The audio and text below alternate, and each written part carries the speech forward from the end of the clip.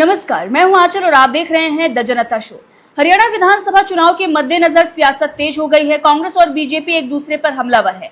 जहां हुड्डा और कांग्रेस नायब सिंह सैनी पर हमलावर है, तो वहीं नायब सिंह सैनी भी पलटवार कर रहे हैं।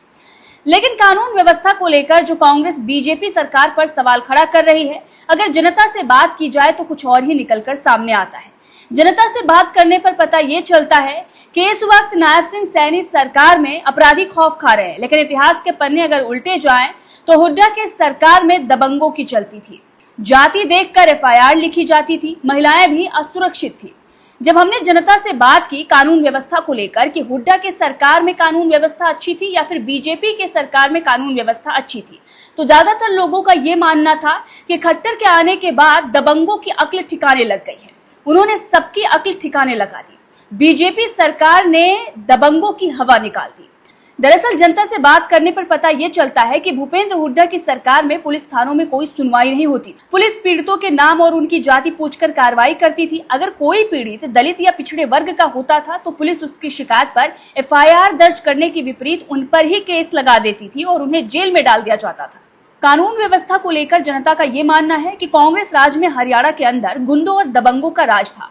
कानून व्यवस्था नाम की कोई चीज नहीं थी। व्यापारियों से वसूली और अपहरण कर फिरौती मांगी जाती थी। महिलाओं को घर से बाहर निकलने में भी डर लगता था।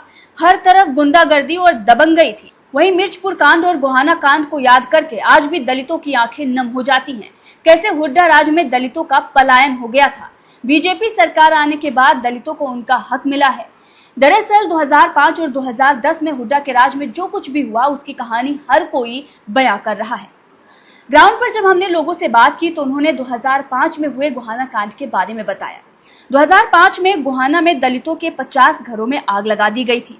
आरोप जाट समुदाय के लोगों पर लगे थे, जिसके बाद सीबीआई कोर्ट ने 11 आरोपियों को बरी कर दिया इस मामले में, क्योंकि सबूत नहीं मिले और गवाह पलट गए। नाकामी राज्य सरकार की थी। वहीं 2010 में हरियाणा के हिसार जिले के मिर्चपुर गांव में मामूली सी बात पर जाट समुदाय के लोगों ने दलितों के घरों में आग लगा दी थी। भीड़ ने 70 साल के बुजुर्ग और उसकी दिव्यांग बेटी को जिंदा जला दिया था। घटना के बाद दलितों ने गांव से पलायन शुरू कर दिया था। दरअसल दलित बस्ती से गुजर रहे एक दबंग समुदाय के परिवार के दामाद पर कुत्ते ने भौंक दिया। इस बात पर झगड़ा इतना बढ़ गया कि दबंगों ने दलित बस्ती में आग लगा दी। इसमें 70 साल के बुजुर्ग ताराचंद और उनकी दिव्यांग बेटी सुमन जिंदा जल गए थे। करीब 52 लोग झुलस गए थे इस आग में। 19 अप्रैल 2010 का दिन था। बताया जाता है कि जाट परिवार का दामाद और कुछ लोग गांव की दलित बस्ती से गुजर रहे थे। इसी दौरान दलित बस्ती में योगेश चौहान के पालतू कुत्ते ने उन पर भौंक दिया।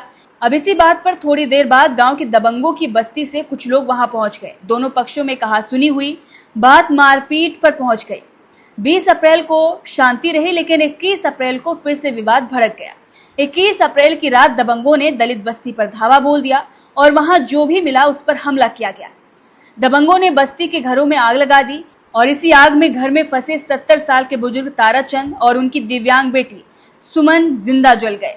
असुरक्षा की भावनाओं के चलते जनवरी 2011 तक 130 से अधिक दलित परिवारों ने गांव से पलायन कर लिया था। हुड्डा राज में दलितों पर हुए अत्याचार आज भी जनता के दिलों में बसे हुए हैं।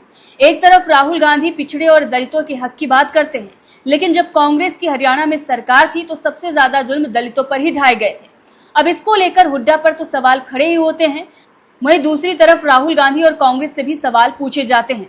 जहां कांग्रेस बीजेपी के 10 साल पर सवाल खड़ा कर रही है, तो वहीं दूसरी तरफ हुड्डा के कार्यकाल को लेकर भी जमकर आलोचना हो रही है। लोगों को वो दिन भूले नहीं हैं जब दबंगों के द्वारा जमीनें हड़प ली जाती थी और दलितों पर अत्याचार होते थे।